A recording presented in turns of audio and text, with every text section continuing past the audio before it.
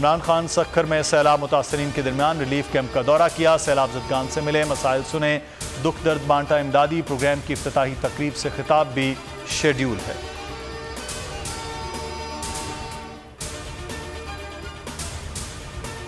खतरा टला नहीं, मंशर झील में पानी की खतरनाक सतह बरकरार। पानी 23 फीट 4 इंच तक पहुंच गया।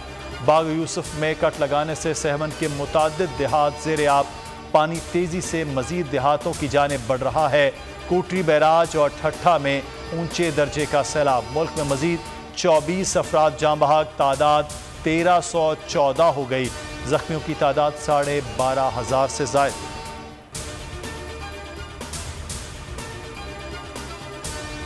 खैबर पख्तूनख्वा में सैलाब ज़दगान के मसाइल में इजाफा। वबाई अमराज के अलावा सांप के काटने के वाक़यात बढ़ गए। 24 घंटे के दौरान 16 केसेस रिपोर्ट, तादाद 48 हो गई। सबसे ज़्यादा वाक़यात टांक में हुए। जल्दी अमराज में भी इजाफा, 6,395 केसेस रिपोर्ट। मलेरिया और डेंगू में भी इजाफा।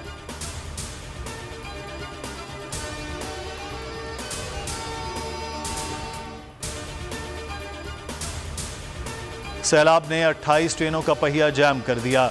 रेलवे में मुआशी बहरान बढ़ने लगा। खसारा 11 अरब से ज़ायद हो गया। 64,000 मुलाजमीन को तनख्वाहें देना मुश्किल। अफसरान की तनख्वाहें रोक दी गईं।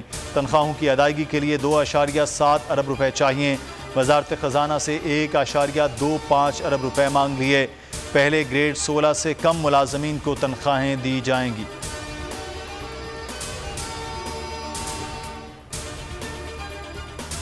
बोल न्यूज़ का कार्य खैर जारी। सैलाब मुतासरीन की इमदाद में बोल पेश मुल्क के सबसे बड़े चैनल पर सबसे बड़ी टेलीथॉन। कॉल करें, इमदाद दें। टेलीथॉन 3 बजे तक जारी रहेगी।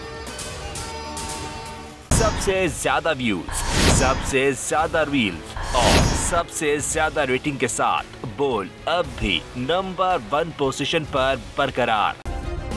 सब्सक्राइब करें और बेल दबाएं ताकि कोई खबर रह न जाए।